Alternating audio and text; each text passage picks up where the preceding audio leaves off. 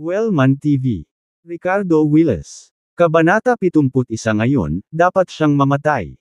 Kasalukuyang nasa tabi ni Ricardo si Henry, at ngayon lang niya napansin ang papasok na numero ng tawag. Nakilala niya ang numerong ito. Josiah. Malamig na sabi ni Henry sa tabi niya. Nang marinig ito, naging malamig at matalim ang tono ni Ricardo. Josiah, anong gusto mong gawin? Bakit siya tinawag ng lalaking ito ngayon?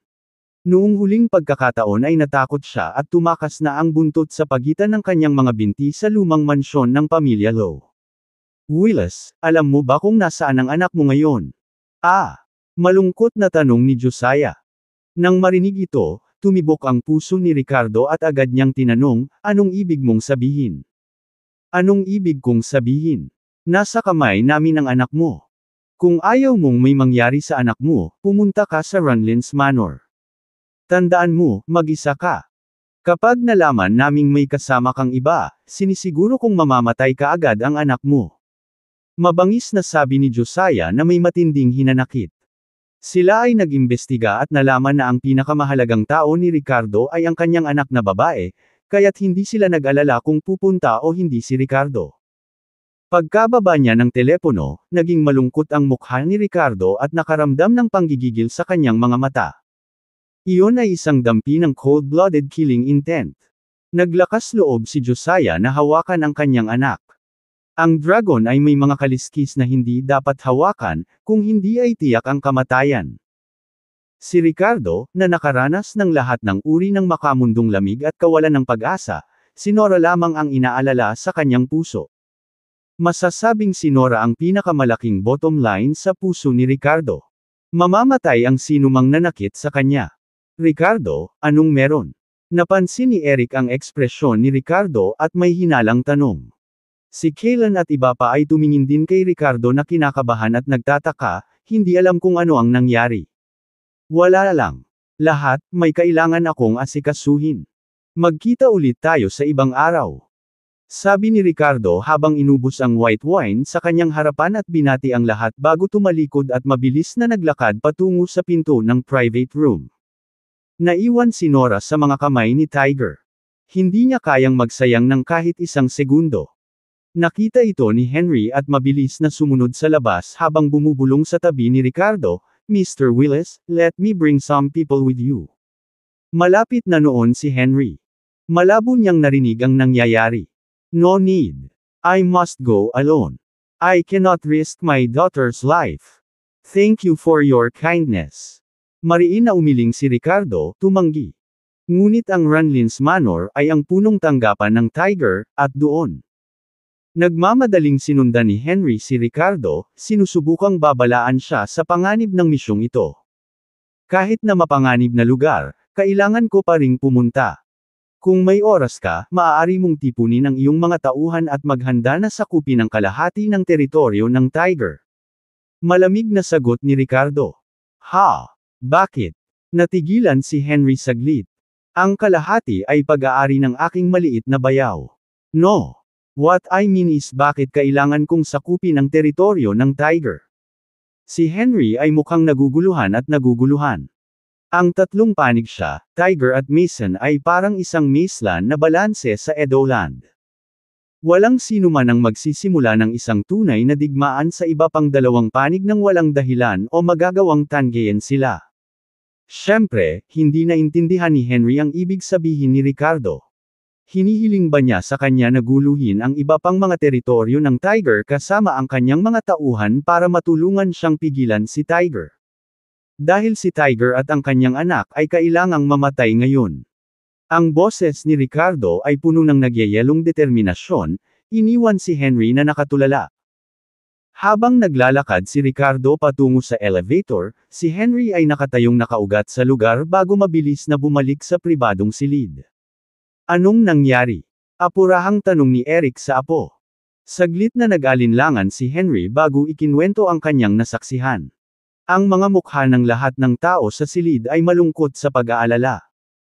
Kailangan nating sundin ang mga tagubilin ni Ricardo at huwag kumilos ng padalos-dalos, sabi ni Eric pagkatapos ng mahabang paghinto. Ang kaligtasan ng kanyang anak ay nakataya. Samantala, sa ibang bahagi ng bayan, sa loob ng gusali ng ospital ng militar ng Edo Lance Garrison Command. Tiningnan ni Zack ang mga resulta ng pagsusulit na kalalabas lamang at bumaling sa doktor ng militar sa tabi niya, na nagtanong sa mahinang boses, ligtas ba ang gamot na ito? Umiling ang doktor at bumulalas, lubos na ligtas. Dr. Walker, sigurado ka bang walang nakakapinsalang sangkap dito? Napakalakas ng epekto. May idinagdag ba na ipinagbabawal na sangkap dito? Tanong ni Scarlett na may pag-aatubili. Dahil sa hindi niya gusto kay Ricardo, ang mayayamang binibini na ito ay tila sabik na humanap ng mali sa Lowe's Golden Wound Medicine. Walang ipinagbabawal na mga sangkap. Ito ay ganap na ginawa mula sa mga purong halamang gamot. Ang tanging problema ay medyo napakahimala. Ang mga halamang gamot na ito na pinaghalo ay maaaring makamit ang mga kamangha-manghang epekto ng pagpapagaling na hindi maipaliwanag ng modernong medikal na agham. Kailangan kong sabihin na ang tradisyonal na gamot ay tunay na malalim. Puri ni Isaac Walker na nagniningning ang mga mata. Nang matapos siyang magsalita ay nagpalitan ng tingin sina Zack at Scarlett. Ngumuso si Scarlett at mapang-asar na sinabi, dahil walang problema, ay promote mo ito sa loob ng militar para sa kanya. Pero Dad, hindi pa rin dumarating ang lalaking iyon para mamaalamo sa iyo. Umiling si Zack at ngumiti nang hindi nagkomento. Kung hindi pa dumating si Ricardo na nagmamakaawa sa kanya ay hindi rin niya mapipilit ang sarili sa kanya. Gayunpaman, tumanggo si Isaac at sinabing, oo. Kung maipatanyag ng militar ni Prussia ang ganitong uri ng gamot sa pagpapagaling ng sugat sa mga sundalong nahaharap sa maraming pinsala sa larangan ng digmaan, tiyak na mababawasan natin ng malaki ang kanilang death rate. Habang nagsasalita siya, tumingin si Isaac kay Zack na nakangiting umiling, pero Mr. Harris, hindi na kailangan ng tulong mo sa pagpopromote ng gamot na ito sa loob ng hukbo. Sinusundan ko rin ang paglulunsad ng 4 na bagong gamot ng Lowe's Pharmaceutical. Sa pagkakaalam ko, kahapon si Flynn Morris, ang chairman ng Agenic Line Medicine Association, sa panig ni Merton, ay nag-order na ng lahat ng unang batch ng Lowe's Pharmaceutical. Bagong gamot. Bukod dito, si Caden Downs mula sa Downs Medicine at maraming malalaking ahente mula sa buong bansa ay pumirma ng mga order sa Lowe's para sa kabuuang milyon-milyong dolyar sa medisina. Sa mahabang panahon na darating, ang kumpanyang ito ay hindi mag-aalala tungkol sa pagbebenta ng mga bagong gamot nito at tiyak na magiging sikat ang mga ito. At ang sitwasyong ito ay maaaring magpatuloy ng ilang panahon. Nang marinig ang balitang ito, nagulat sina Zack at Scarlett. Totoo ba? No way. Mukhang hindi makapaniwala si Scarlett at hindi maganda ang mukha niya. May hindi natural na ekspresyon din ang mukha ni Zack. Parang may humiling sa kanya pero nalaman niyang sila na mismo ang gumawa nito at hindi na siya kailangan. Ang pakiramdam na ito ay medyo nakakahiya. Kabanata 72 Pumunta ka dali at yayain si Ricardo. Bakit? Naging seryoso ang ekspresyon ni Isaac habang sinabing, huwag na nating pag-usapan ang cream na pangtanggal ng peklat at pangkulay ng buhok mula sa kumpanya ni Lowe. Ngunit ang kanilang, Love Light, isang espesyal na gamot para sa leukemia, ay napakaabot kayang presyo. Presyo, ito ay tiyak na magbebenta ng maayos. Sa pagkakaalam ko, binili ni Flynn ang Love Light mula sa Lowe's sa halagang $30 lang bawat box, halos walang tubo.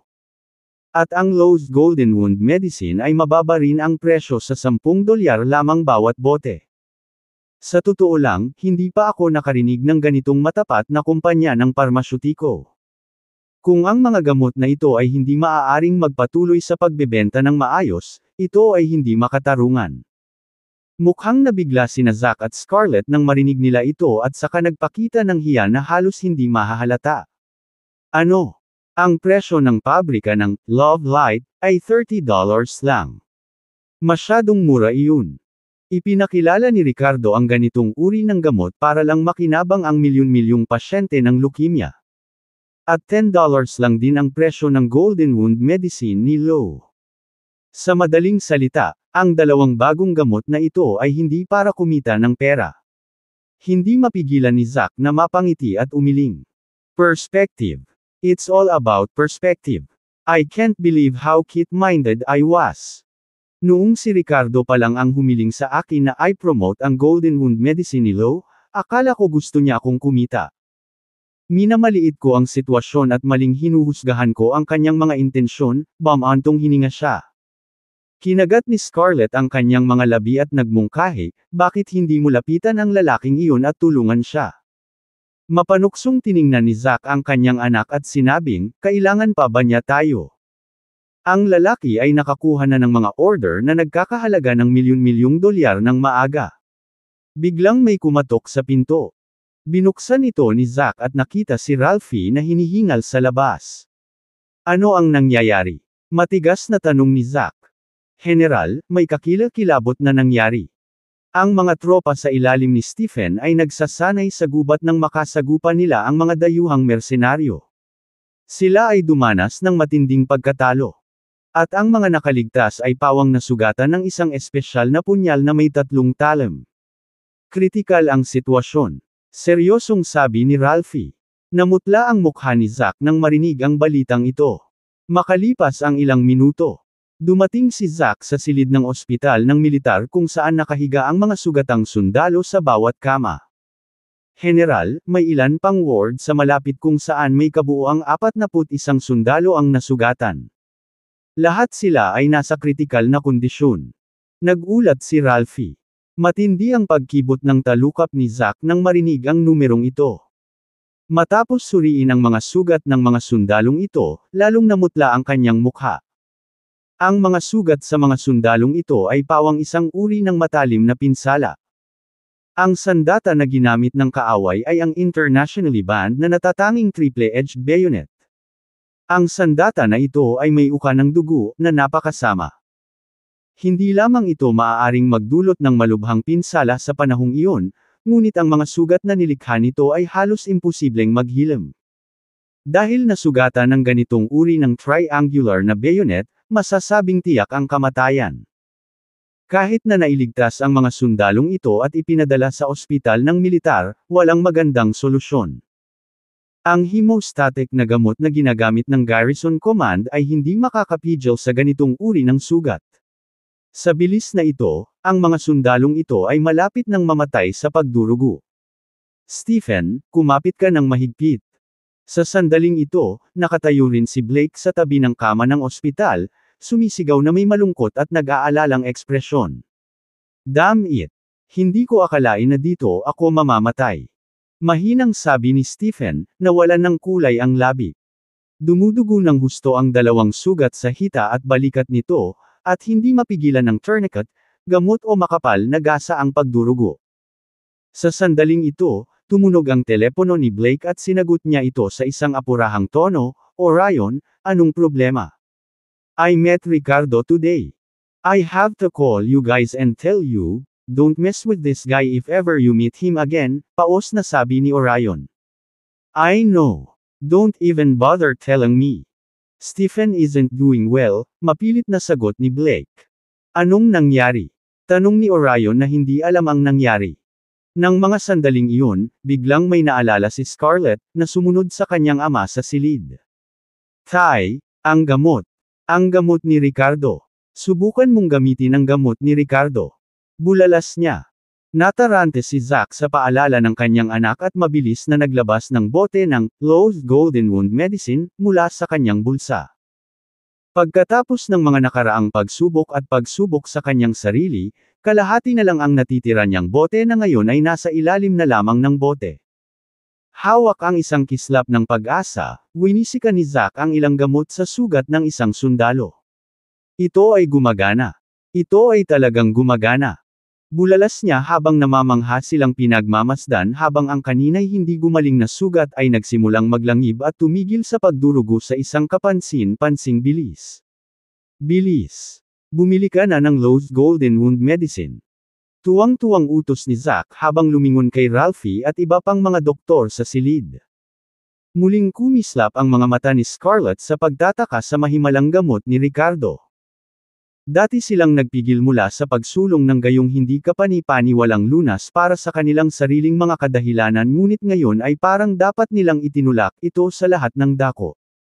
General, hindi ka makakabili nito sa Edoland. Ang unang batch ng gamot ay dinala lahat sa Merton ni Flynn kahapon.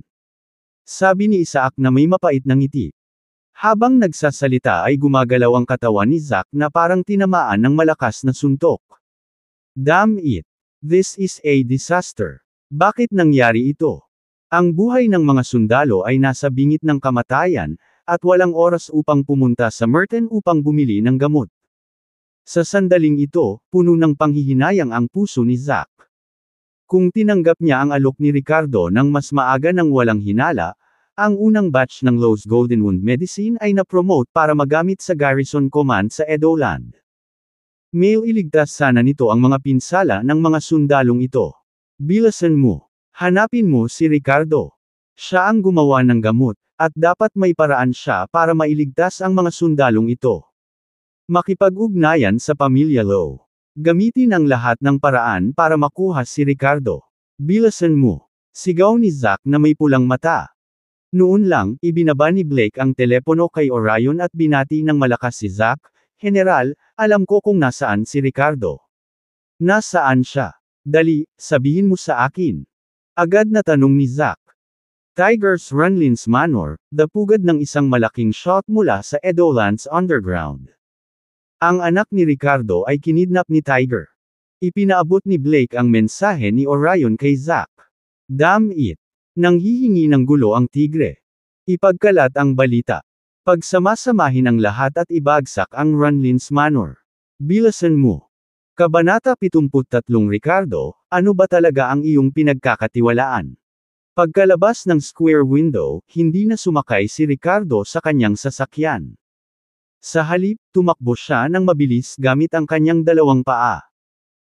Ang Runlins Manor ay isang malaking tirahan na pribadong pagmamay-ari ng Tiger at matatagpuan sa silangang suburb ng Edoland, ngunit kailangan nitong dumaan sa sentro ng lungsod. Kahit na may kasalukuyang lakas si Ricardo, ang pagtakbo sa paglalakad ay mas mabilis kaysa sa pagmamaneho sa lungsod. Nagkaproblema si Nora at kailangan niyang makarating doon sa lalong madaling panahon.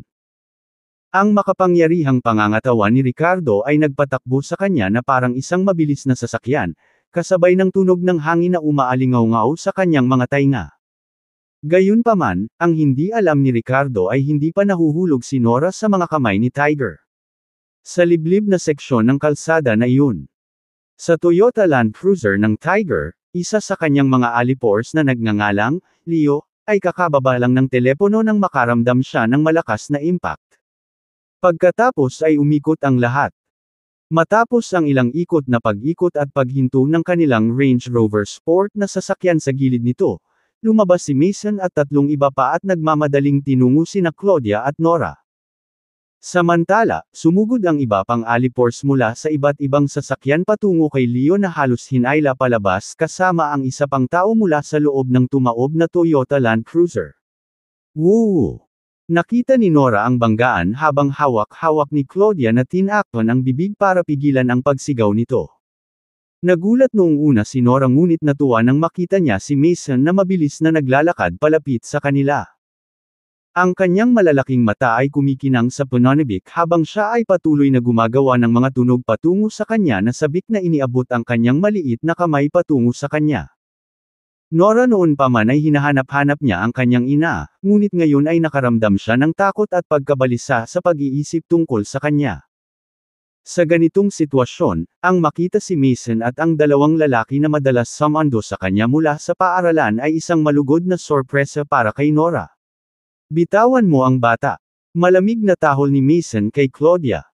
Nakita na ni Claudia si Mason minsan sa dating paupuhang bahay ni Ricardo, at sinabi sa kanya ni Tom ang tungkol sa kanyang pagkakakilanlan pagkatapos. Alam niya na ang binatang ito ay walang iba kundi si Mason, isang ikatlong henerasyong miyembro ng pamilya Lowe at isang kilalang tao sa underworld ng Edoland. Nagulat sa saway ni Mason, mabilis na pinakawalan ni Claudia si Nora na may bakas ng gulat at pagkalito sa mukha. Mr. Lowe. What's going on? Nora is my daughter. Nauutol niyang sabi. Hindi niya maintindihan kung bakit ang isang taong kasing halaga ni Mason ay umabot ng ganoon katagal at dumating pa nga siya mismo. Tito Dennis, Tito Jeremy. Sigaw ni Nora habang tumatakbo papunta kay Mason matapos makalabas. Binuhat ni Mason ang bata at itinaas ang braso kay Claudia bago muling ibinaba. Itinuring pa rin ni Mason ang nararamdaman niya sa batang inaalagaan niya. Alam mo pa ba na anak mo siya? Are you even considered a human being? Salamat sa mga nasasakupan ko na lihim na nagpo-protekta kay Nora, kung hindi, iyong babaeng baliw na ito, ay ipinagbili mo ang sarili mong anak kay Tiger. Galit na tanong ni Mason, at kung hindi dahil sa presensya ni Nora ay walang pag-aalinlangan niyang babarilan ang babaeng nasa harapan niya. Napagalitan at kinilig si Claudia, puno ng demonyong alindog ang mukha, puno ng gulat at pagkalito. Bakit ang anak ng pamilya Lowe, na napakakilala, ay labis na nagmamalasakit kay Nora? Hindi ba anak lang ng manugang si Nora? Ngunit talagang dumating si Mason dito at itinaya pa ang kanyang kaligtasan sa pamamagitan ng pagbangga sa kanyang sasakyan. Dahil ba kay Ricardo? Ricardo, itong kawawang lalaki, bakit siya nararapat? Ano ang nagbigay sa kanya ng karapatan na manirahan sa Emerald Green Estates? Ano ang dahilan kung bakit personal na namagitan si Mason upang iligtas ang kanyang anak na babae? Ricardo, paano niya nagawa ito bilang isang mahirap? Sa silangang suburb ng Edoland, sa isang mababang burol malapit sa dagat, mayroong isang sobrang pribadong manor. Sa unang tingin, parang palasyo lang. Ito ang tirahan ng Tiger, Runlin's Manor. Wala pang 20 minutes ay dumating na si Ricardo dito. Matapos makumpirma ng mga nasasakupan ni Tiger na siya ay nag-iisa, pinasok nila si Ricardo na parang isang bilanggo. Sa maluwag at maayos na patio, nakaupo si Tiger sa isang mataas na plataporma kasama sina Josiah, Bloody Butcher, at ilan sa kanyang mga nangungunang alipors na nakatayo sa likuran niya. Sa magkabilang gilid sa ibaba ng mataas na plataporma, may dalawang hanay ng mga alipors na nakatayong tuwid na nakasuot ng itim na damit at pantalon, bawat isa ay may mabangis na momentum at puno ng kay-abangan. Sa pagtingin kay Ricardo na dinala ng kanyang mga nasasakupan, isang masasamang ngiti ang lumitaw sa mukha ni Tiger. Anak, ang lakas ng loob mong pumuntang mag-isa. Tumayo si Ricardo sa ibaba at malamig na sinabi, ano ang kinakatakutan ko? Habang nagsasalita siya, inilibot niya ang paningin sa paligid at nagtanong sa malalim na boses, nasaan ang anak ko? Lumuhad ka, yumuko ka sa akin at humingi ng tawad, pagkatapos ay basagin mo ang iyong mga daliri at paa, at hahayaan kitang makita ang iyong anak. Mabangis na sigaw ni Josiah, puno ng hinanakit at puot ang ekspresyon ng mga salita. Isa sa mga alipors na nagpapasok kay Ricardo ay naglabas ng isang matalim na kutsilyo at inihagis sa paanan ni Ricardo. Ang pagiging isang marangal na figure, na gumagamit ng bata bilang pagkilos, hindi ka ba nahihiya at nahihiya? Hindi pinansin ni Ricardo si Josiah, matiim na tinitigan ni Ricardo si Tiger at nagtanong sa sarkastikong tono. Dumilim ang mukha ni Tiger, ang mga nakakamit ng magagandang bagay ay hindi nababahala sa maliliit na detalye. Ininsulto mo ang anak ko at pinatay ang nasasakupan ko, kaya dapat umasa ka ngayon. Kung hindi kita ibinaba, iisipin ng iba na isa lang akong tigre ng papel. Kung ayaw mong may mangyaring masama sa anak mo, lumuhad ka at basagin mo ang sarili mong daliri at paa. Malamig na sagot ni Tiger. Ricardo countered, I insulted your son, killed your man. Don't you know why? Bakit hindi mo sabihin na ang anak mo ang unang sumampal sa akin at nanlait sa akin? Ang tigre, pagkarinig nito, ay mayabang at ligaw na nagsabi, kahit na insultuhan ka muna ng anak ko, ano? Mamatay. Bilang isang underground boss na sikat sa mahabang panahon, palaging ganito ang kinikilos ni Tiger. Wala siyang pakialam sa tama o mali, kahit unahin siya ng mga tao niya, basta maglakas loob siyang gumanti, sisiguraduhin niyang matatapos siya. Dapat sabihin ng mga tao, ito ay ganap na nangingibabaw at laganap sa sukdulan. Lakas ang lahat. Haha, ang lakas mo ba? Ano Mr. Webb, basura ka lang na nang-aagaw ng anak ng iba bilang bihag, mababang buhay na hindi man lang umabot sa entablado. Balik tanong ni Ricardo, tapos puno ng panunuya at pangungutya ang tono niya. Pagkahulog pa lang ng mga salita ay lalong nanlamig ang tingin ni Tiger. Ngumuso si Josiah at tinuro si Ricardo, nagmumura, "You piece of crap, still talking back when you're at death's door. I fucking told you to knee down and break your own fingers and toes, naririnig mo ba ako? Otherwise, ay, papatayin agad ang maliit na batang iyon. Anak, ikaw lang ang kailangan kong harapin, hindi ako interesado sa anak mo. Basta't makikipagtulungan ka, pangako hindi ko siya sasaktan. Baka maawa ako at iligtas ang buhay mo, hayaan kang ubusin ang natitirang mga araw mo sa kama." Hahaha. Malupit na tumawa si Tiger. Huminga ng malalim si Ricardo at sinabing, "Nasabi ko na rin na kailangan ko munang makita ang aking anak. Basta't alam kong okay siya, papayag ako sa kahit ano." Nang marinig ito, sumagot si Tiger ng, "Oh." At dinilaan ang kanyang mga labi bago sinabing, "Totoo, ang pag-ibig ng isang ama ay parang bundok. Sige, ipakikita ko sa iyo ang iyong anak." Habang nagsasalita siya, dinial ni Tiger ang phone number ng kanyang subordinate na si Leo. Nagsisimula na siyang makaramdam ng kakaiba. Bakit hindi pa naibalik ni Leo ang tao? Kabanata 74 na malaking pagkagulo. Nang makita si Tiger sa telepono, nanliit ang mga mata ni Ricardo na may bakas ng kaba habang matamang nakatitig sa kanya. Pagdating kay Nora, hindi manatiling kalmado si Ricardo. "Leo, anong nangyayari? Bakit hindi ka pa bumabalik?" Tanong ni Tiger na may tonong paninisi. Gayunpaman, nang bumagsak ang mga salita, ang boses na nanggaling sa kabilang dulo ng telepono ay hindi kay Leo. "Tigre." Malamig na tanong ng nasa kabilang dulo. Sino ka?" Bahagyang nagbago ang mukha ni Tiger. "I'm your damn father, Mason." "Tiger, nirerespeto kita noon bilang isang matanda sa aming hanay ng trabaho at tinawag kang Mr. Webb. Ngayon, naglakas loob kang makipagkulitan sa aking bayaw at pamangkin." Kinagat ni Mason ang kanyang mga ngipin at nagsalita sa pamamagitan ng mga ito. "So paano kung ginawa ko?" Ngumisi si Tiger at malamig na tanong. "Kasama mo ba ang bayaw ko o wala?" Nag-aalalang tanong ni Mason. Matapos iligtas si Nora, gusto niyang kontakan si Ricardo, ngunit palaging hindi maabot ang kanyang telepono. Ang hindi niya alam ay natapon pala sa kalahati ang phone ni Ricardo dahil sa sobrang bilis ng takbo niya, at hindi niya ito napansin. "Tama.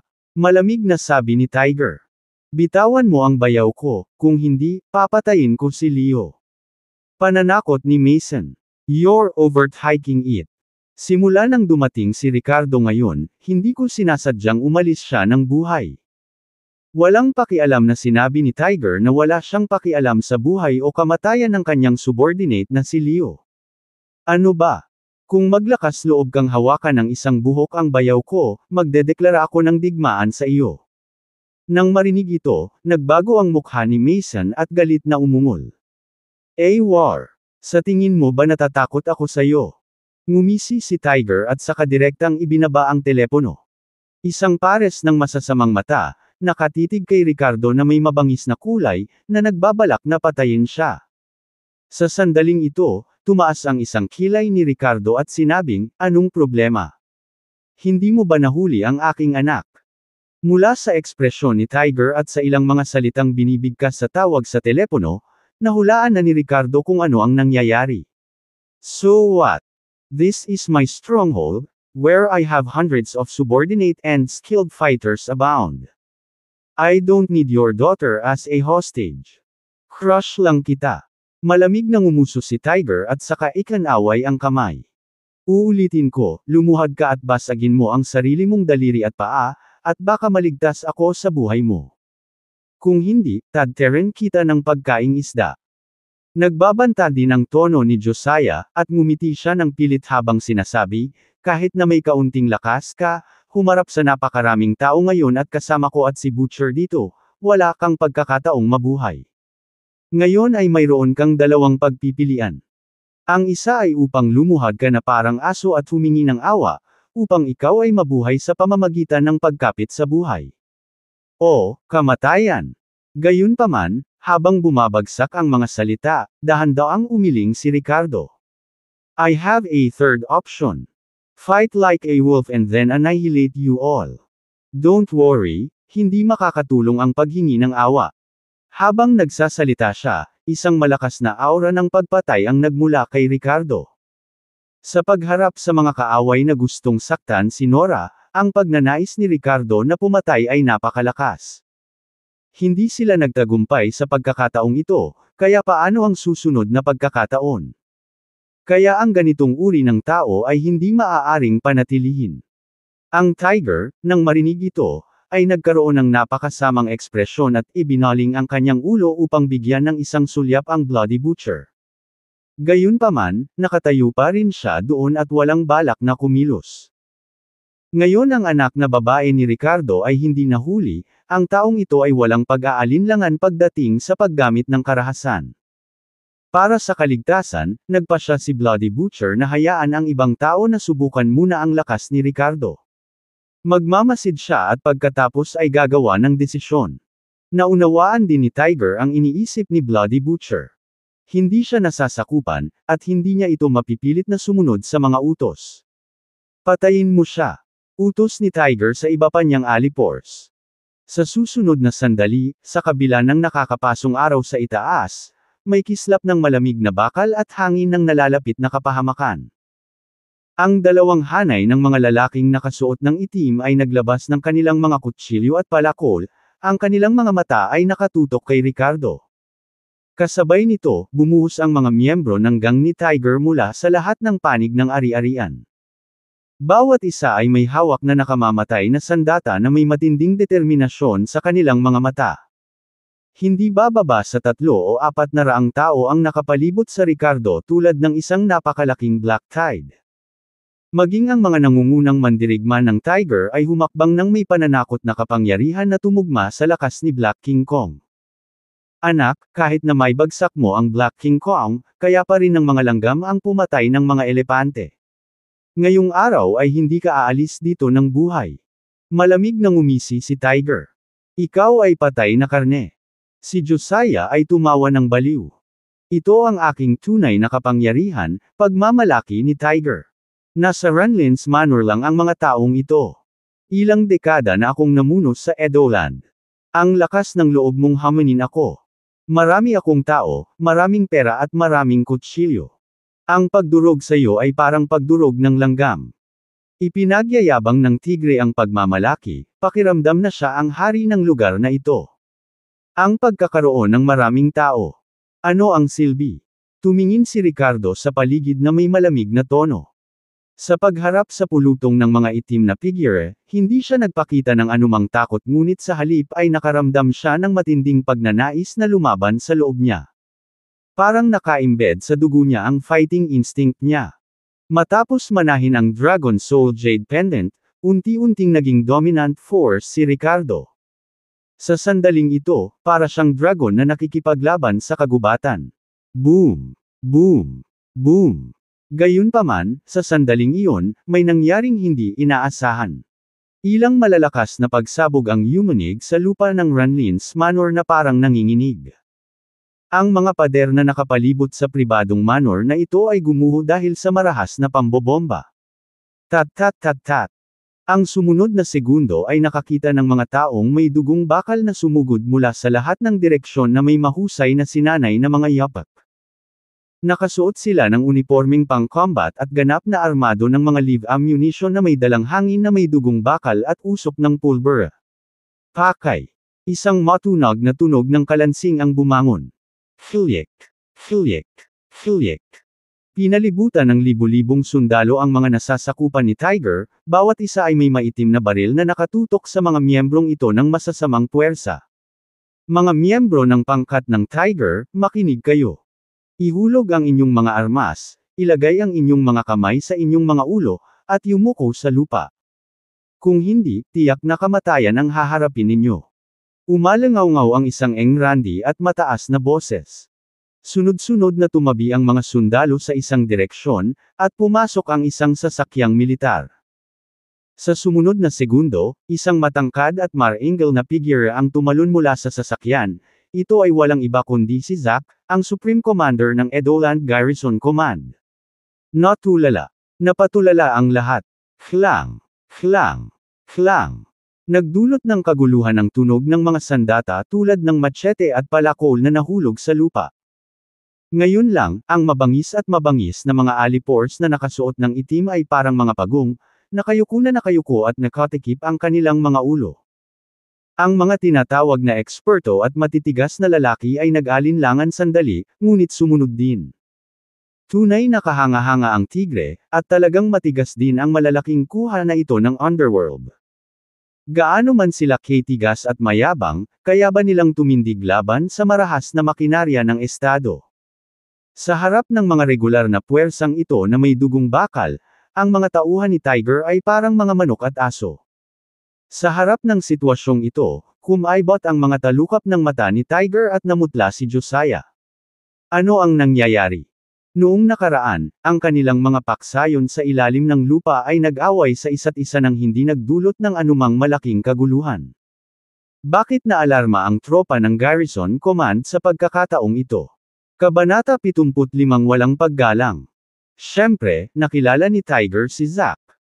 Sa underworld, maaaring siya ay nangingibabaw at makapangyarihan, ngunit mahalagang malaman kung sino ang sasaktan at kung sino ang hindi upang mabuhay sa mahabang panahon. Bilang pangkalahatang commander ng Edoland Garrison Command, natural na nahulog si Zack sa kategorya ng mga taong hindi maaaring masaktan. Nang makita siya ni Tiger na pinamumunuan ang kanyang mga tropa sa kanyang pribadong ari-arian ngayon, nabalot ng takot ang kanyang puso. Ang sumunod na segundo nang makita niyang humiwalay si Zack sa karamihan at mabilis na naglakad papunta sa gilid ni Ricardo, lalo pang lumubog ang puso ni Tiger. Hindi nakapagtataka na hindi niya sinaktan ang mataas na commander na ito. Dumating pala si Zack para kay Ricardo. Ricardo, okay ka lang? Nag-aalalang tanong ni Zack habang papalapit kay Ricardo. Sa sandaling ito, maging si Ricardo ay mukhang nalilito.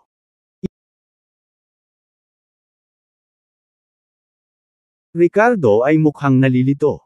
Inihanda na niya ang kanyang sarili para sa isang laban bakit nagdala si Zack ng grupo ng puwersa dito. Mr. Harris, ano ang nagdadala sa iyo dito? Mahinahong tanong ni Ricardo. Napabuntong hininga si Zack sa kaloob-looban nang marinig si Ricardo. Sa huling pagkikita nila sa lugar ni Zack, tinawag niya ito sa kanyang unang pangalan. Ngayon marinig ang, Mr. Harris, pakiramdam kaya hindi pamilyar. Alam ni Zack na ang dating ugali niya ay nagdulot ng sama ng loob kay Ricardo. Mr. Harris, anong ibig mong sabihin? Tanong ni Tiger na may pilit na boses. Malamig nang umuso si Zack, nakatanggap ako ng impormasyon na kinidnap ng iyong mga itim na evil forces ang anak ni Mr. Willis. Nitong mga nakaraang taon, nagdudulot ka ng gulo sa Edoland, nang aapi ng mga tao at gumagawa ng lahat ng uri ng masasamang gawain. Bilang pangkalahatang commander ng Edoland, ito ang aking tungkulin kung mapanatili ang kapayapaan sa rehiyon. Nang matapos siyang magsalita, nanginig si Tiger at naramdaman niyang nanghina ang kanyang mga binti. Lalong namutla si Josiah sa takot sa mukha. Ang underground power struggle ay hindi nakaalarma sa sinuman sa magkabilang panig ngunit ngayon ay pinuntirya nila si Ricardo na nagbunsod kay Zack at sa kanyang hukbo dito. Si Ricardo ay isang manugang lamang ng pamilya Lowe. Kahit na mayroon siyang kaunting lakas, paano siya magkakaroon ng ganoong kalaking impluensya? Mr. Harris, may hindi pagkakaunawaan ba? Ako, hindi ko inagaw ang kanyang anak. Kung hindi ka naniniwala sa akin, maaari kang maghanap kung gusto mo, pinunasan ni Tiger ang malamig na pawis at nakipagtalo na may hindi mapakali na ekspresyon. Kung gayon ano ang ibig sabihin ng lahat ng tauhan mo na nakapaligid kay Mr. Willis? Wala ng kalokohan. Arestuhin silang lahat. Kung sino man ang maglakas loob na lumaban, huwag kang maawa. Ikanaway ni Zack ang kanyang kamay na may mabagsik na tono. Tiger, maaaring nangingibabaw ka, ngunit maaari mo bang talunin ang militar? Hindi man lang pinakinggan ni Zack ang paliwanag ni Tiger at iniutos na agad silang arestuhin. Mayroon pa ring mahigit 40 nasugatang sundalo na naghihintay ng tulong, at gusto lang ni Zack na maibalik si Ricardo sa lalong madaling panahon. Nang marinig ito, namutla ang mukha ni Tiger at Josiah. Nakagawa sila ng ilang medyo malilim na bagay sa nakaraan, ngunit kung nahuli sila ngayon ay matatapos na ang kanilang buhay. Nakikitungo lang sila sa isang maliit na manloloko. Sino ang makakaalam na ang small-time crook na ito ay gawa sa bakal? Kahit ang pinuno ng militar ay lumabas para ipagtanggol siya. Sampal. Sinampal ng malakas ni Tiger si Josiah sa kanyang mukha na may malungkot ngunit galit na ekspresyon sa kanyang mukha. Lahat ng ito ay dahil sa iyong katangahan na mga aksyon. Sa sandaling ito, ang underground boss ay napuno ng panghihinayang at pagkabigo. Kung hindi dahil sa pagmamayabang at kawalang ingat ni Josiah sa paghampas kay Ricardo kanina, hindi mangyayari ang lahat ng ito. Kung maaari lang siyang patuloy na mangibabaw at magtamasa ng kayamanan at kapangyarihan. Tinakpan ni Josiah ang kanyang mukha, nauutol at hindi makapagsalita. Squat down. Takpan mo yang ulo mo. Sa sandaling ito, itinutok ng ilang mga sundalo ang kanilang mga baril sa ulo ni Tiger at Josiah. Ilang sandali lang ang nakalipas, ang tigre ay parang isang hari na namuno sa lahat. Ngunit ngayon ay kailangan niyang masunurin na takpan ang kanyang ulo at maglupusay. Mr. Willis, ngayong naayos na ang mga bagay-bagay, maaari ka bang sumama sa akin sa distrito ng militar? Maraming mga sundalo ang nasugatan ng mga dayuhang kaaway at nasa panganib. Mangyaring bigyan kami ng tulong. Isang lumingon si Zack at sinabing. Tumaas ang isang kilay ni Ricardo. Kaya iyon ang dahilan kung bakit dinala ng commander na ito ang mga tropa dito upang harapin ang tigre. Dapat may hiling siya sa kanya. I'm sorry, wala akong oras ngayon. Walang ekspresyong tumanggi si Ricardo. Bagamat hindi nagtagumpay ang mga tauhan ni Tiger sa kanilang misyon, hindi pa rin niya nakikita si Nora. Siya ang laging nasa isip niya. Walang mas mahalaga kaysa sa kanya. Mr. Willis, alam kong napabayan kita noon pero ngayon tinulungan din kita. Hindi kaaya-aya ang mukha ni Zack habang nagsasalita. Hindi niya inasahan na tatanggihan siya ni Ricardo ng direkta ng walang paggalang. Tinulungan ako. Kailangan ko ba ng tulong mo? Walang ekspresyong tanong ni Ricardo. Sa kanyang pananaw, ang pagdadala ni Zack ng mga sundalo ay nagpalala lamang sa kanya. Ngayon, determinado siyang patayin si Tiger at ang kanyang anak. Pero ngayon, hindi na siya makapagpatuloy sa paggalaw sa harap ni Zack at ng maraming sundalo, di ba? Kung hindi ako pumunta dito ngayon, makakaalis ka ba ng buhay? Medyo hindi nasisiyahang tanong ni Zack. Tumawa si Ricardo. Maya-maya lang, biglang bumangon ang isang figure at naging blur habang umaandar ito patungo sa Ricardo. Sino pa ba kundi ang Bloody Butcher na dinala ng Tiger? Ang eksperto sa transmutation force na ito ay natatakpan ng mga mantsa ng dugo. Alam niyang kapag nahulog siya sa kamay ng militar at nalaman nila kung sino talaga siya, wala na siyang pag-asa. Kinilala ng dugong Butcher si Zack. 10 taon na ang nakalipas, si Zack ay nakalusot na sa transmutation force. Ngayon ay dapat na mas malaki ang kanyang lakas. Wala siyang tiwala na makakatakas siya sa harap ni Zack at libu-libong fully armed soldiers. Kaya kailangan niya ng hostage. Wala pa ring ginagawa si Ricardo sa ngayon. Hindi pa sigurado si Bloody Butcher sa lakas ni Ricardo. Ngunit sa kanyang mga mata, ang isang binata sa kanyang early 20s ay hindi kailanman makakalusot sa transmutation force, gaano man siya kalakas. Ano ang mahalaga kung mapapatay ng kalaban ang Black King Kong sa isang galaw? Kahit na ang mga nasa huling yugto ng dark energy ay kayang gawin iyon. Napakataas lang ng lakas ng lalaking ito. At maaaring durugan ng mga eksperto sa transmutation force ang mga nasa huling yugto ng dark energy. Ang pagpayag ni Zack na gawin ang lahat para kay Ricardo ay nagpakita kung gaano niya ito pinahahalagahan. Hanggat kontrolado niya si Ricardo, tiyak na magiging maingat at maingat ang kabilang panig. Sa pag-iisip na ito, biglang naglunsad ng pag-atake si Bloody Butcher patungo sa Ricardo. Mag-ingat ka Ricardo. Malakas na sigaw ni Zack at mabilis na nag-react. Napaharap sa biglaang pag-atake ni Bloody Butcher, agad itong humakbang at hinarang si Ricardo mula sa kapahamakan. Ang susunod na segundo sila ay nakakulong sa labanan laban sa isa't isa. Isang eksperto sa transmutation force.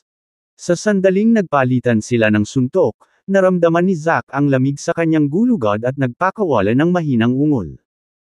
Hindi niya inaasahan na may naruroon pang eksperto mula sa Transmutation Force na gustong saktan si Ricardo. Sa pagkakataong ito, nailigtas ko na rin sa wakas ang buhay mo, di ba? Tingnan natin kung ano ang masasabi mo tungkol dyan, isip ni Zack sa sarili. Kabanata 76 na nasaan ang iyong lakas. Nang makita ang isang bihasang attacker na nagta-target kay Ricardo, hamarang si Zack at nakaramdam ng kasiyahan. Lalo siyang nagulat nang malaman na ang umatake ay isang eksperto sa Transmutation Force. Hindi ito dahil sa takot sa lakas ng kalaban, kundi dahil gusto niyang tawagan si Ricardo at sabihing, tingnan mo. Isa itong eksperto sa Transmutation Force na gustong pumatay sa iyo. Kung hindi ko siya pinigilan, ikaw. Patay na sana. Ngayon ay nagkaroon pa ba siya ng lakas ng loob na hindi tumulong sa kanya na iligtas ang mga tao? Sumunod sa Ranlin's Manor ay isang epikong labanan sa pagitan ng dalawang eksperto sa Transmutation Force. Walang tigil na nagsalubong ang mga suntok at sipa habang pabalik-balik ang laban ni Zack at Bloody Butcher. Ang lupa kung saan sila nakikipaglaban ay may mga bakas ng paa na napakalalim na nakakatakot na nakikita, na may malagagamba na mga bitik na lumilitaw sa kanilang paligid. Ito ay isang eksperto sa Transmutation Force. Napakalakas. Ang mga eksperto sa Transmutation Force ay bihira. Ang antas ng lakas na ito ay maaaring gawin silang hindi magagapi sa lungsod. Ang mga sundalo at maging ang mga tauhan ni Tiger ay lahat ay nagpakita ng pagkabigla sa antas na ito ng pagiging mandirigma, parehong hinahangaan ito pati na rin ang Tononibik para dito. Nais ng mga sundalo na salakayin ang Bloody Butcher, ngunit sa dalawang matataas na antas na mandirigma na nakikipaglaban sa isa't isa ng mahigpit na walang paraan upang sila ay makialam. Umalangaw-ngaw ang mga putok ng baril, at natakot ang mga sundalo na aksidenteng matamaan ang commander. Ngunit hindi sila nag-alala kay Zack kung tutuusin, malinaw na siya ang nangunguna sa kanilang laban. Bang! Splat! Pagkatapos ng 12-dosenang mga galaw, sa wakas ay nakahanap ng pagkakataon si Zack at sinuntok si Bloody Butcher sa dibdib. Napaungol si Bloody Butcher at iniluwa ang isang subo ng dugo. Ang kanyang mukha ay naging hindi malusog na kulay ng pula at mas naging seryoso habang nakatingin kay Ricardo, na pinuprotektahan ni Zack. Alam niyang hindi siya katapat ni Zack maliban na lang kung ipagsapalaran niya ang lahat ngayon at ginamit ang bawal na pamamaraan na iyon. Kung makakahanap siya ng pagkakataon na masira ang pansamantalang pagharang ni Zack at kontrolin si Ricardo, marahil ay makakatakas siya sa kanyang buhay. Sa pag-iisip na ito, ang Bloody Butcher ay nagpakawala ng dagandong. Ang kanyang mga mata ay naging maliwanag na pula habang ang kanyang malalaking kamay ay mabilis na nagbago mula sa madilim na ginto hanggang sa pula ng dugo. Isang malakas na aura ang lumabas sa kanyang katawan. Umalis ka sa dadaanan ko. Dugong Butcher ang umungal habang walang habas na sumusugod kay Zack matapos itong saktan. Phew! Ang kamay, na ngayon ay mas malapad at pulang dugo, ay bumaba patungo kay Zack na may isang malakas na hampas. Ang lihim na pamamaraan, pagkulo ng dugo palm. Pagkatapos gamitin ito, ang lakas ng Bloody Butcher ay maaaring madaling maabot ang antas ng Transmutation Force mamaya.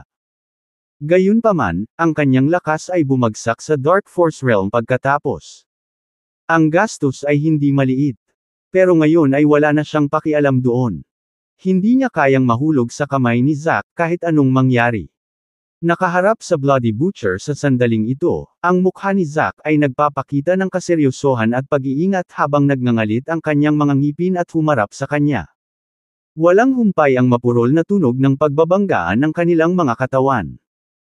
Sa pagkakataong ito, gayunpaman, nahuhulog na si Zack sa harap ng mga galit na pag-atake ni Bloody Butcher. Halos hindi niya may pagtanggol ang sarili at bumaling sa depensa sa halip na opensa. Gayunpaman, ang matagal na depensa ay humantong sa pagkatalo sa kalaunan. Pagkatapos ng isa pang banggaan sa pagitan nila, napaatras si Zack mula sa malakas na suntok na ginawa ni Bloody Butcher. Lumiko siya ng ilang hakbang paatras bago muling nabawi ang kanyang balanse na may pag-aalala sa kanyang mukha habang siya ay agarang nagbabala. Hoy! Bilasan mong umiwas. Sa sandaling iyon, namutla ang mukha ni Zack, at agad siyang nagbabala. Bumilis ang tibok ng puso niya, na pagtantong nagiging magulo na ang sitwasyon. Alam niyang si Ricardo ang target ng Bloody Butcher, at kung mahulog si Ricardo sa kanyang mga kamay, hindi maiisip ang kahihinatnan nito. Gayunpaman, sa sumunod na segundo, lumitaw ang isang eksenang nagpasindak kay Zack. Nakita lang niya ang kamay ni Bloody Butcher, parang pamaypay na pulang dugo, na nakabuka ang 5 daliri, na umaabot kay Ricardo. Maaaring, hindi ka pani-paniwalang kamanghamanghang. Sa isang kisap mata, pinasample din ni Ricardo ang kanyang kamay. Pang! Matapos ang isang dumadagandong na tunog, ang nakamamanghang palad ni Bloody Butcher ay direktang sinampal ni Ricardo ng walang kapantay na pangangibabaw. Kasunod nito, habang hindi pinapansin ni Bloody Butcher, sinamantala ni Ricardo ang pagkakataon at naghatid ng panibagong sampal, na malakas na tinamaan sa ulo si Bloody Butcher. Kaibigan. Flick. Ang malutong na tunog na ito ay hindi inaasahang nagdala ng tunog ng isang bagay na nakakabasag.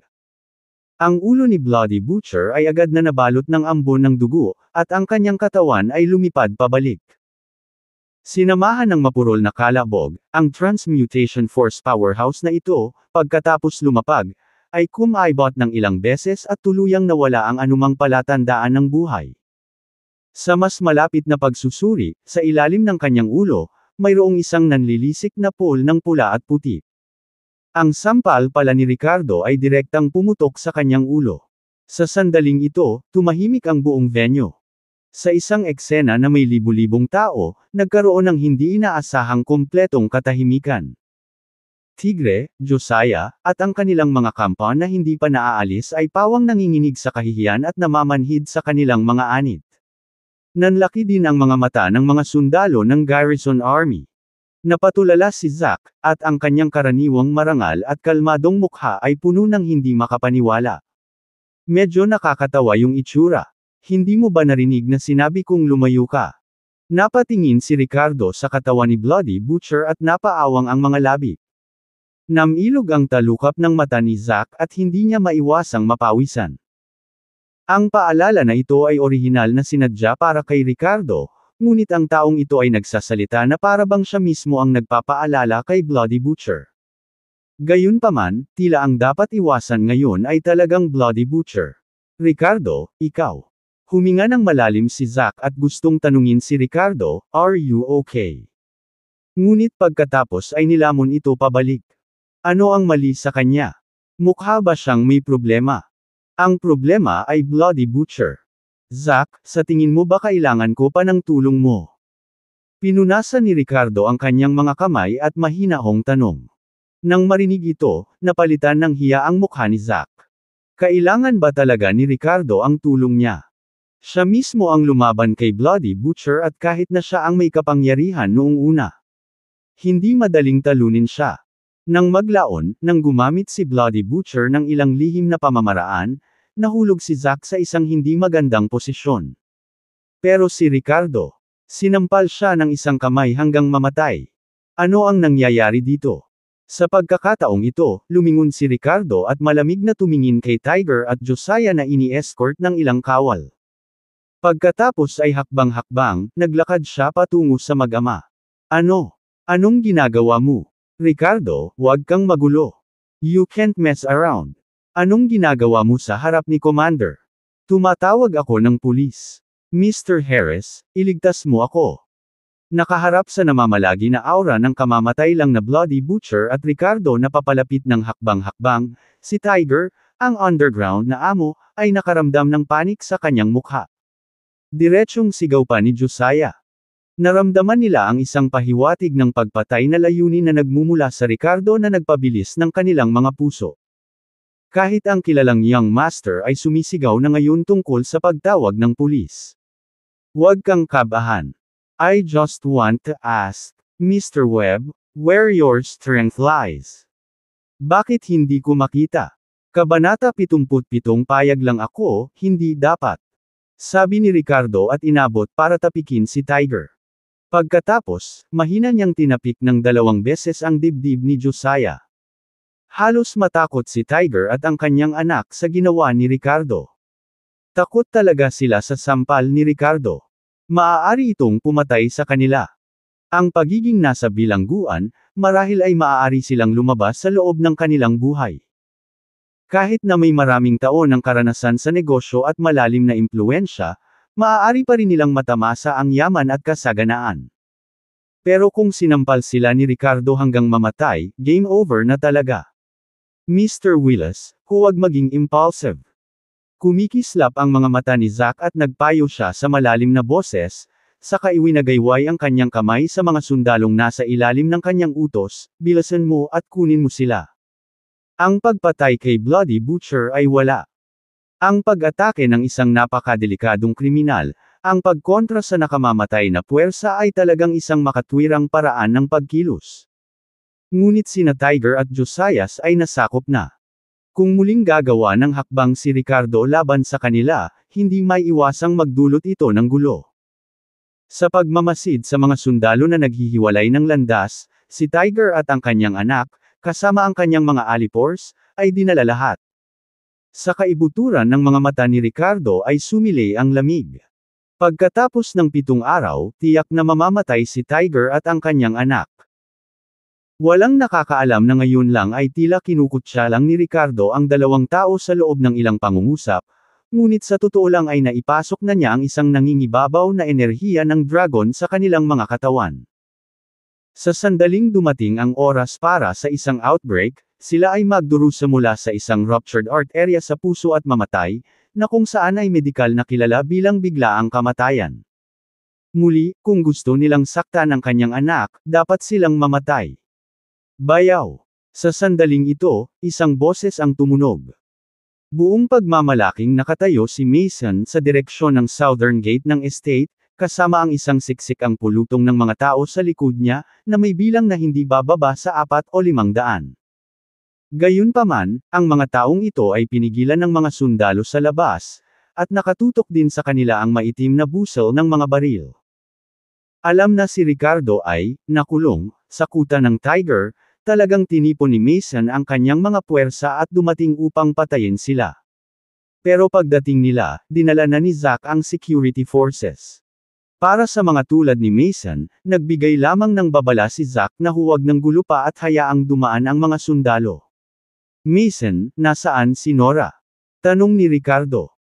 Huwag kang mag-alala, niligtas ko si Nora at may nagpabalik sa kanya sa kindergarten. Pumunta ako dito para makipag-away, paano ako magdadala ng bata? Nakangiting sabi ni Mason. Nang bumagsak ang mga salita, tumingin si Ricardo kay Mason at sa madilim na pulutong sa likod niya, at isang dampi ng emosyon ang bumungad sa kanyang mabituing mga mata. Salamat! Tinapik ni Ricardo ang balikat ng kanyang bayaw at mataimtim na sinabi. Thanks for what? I saved my niece. You don't have to thank me. Naiiritang sagot ni Mason at winawagayway ang kamay.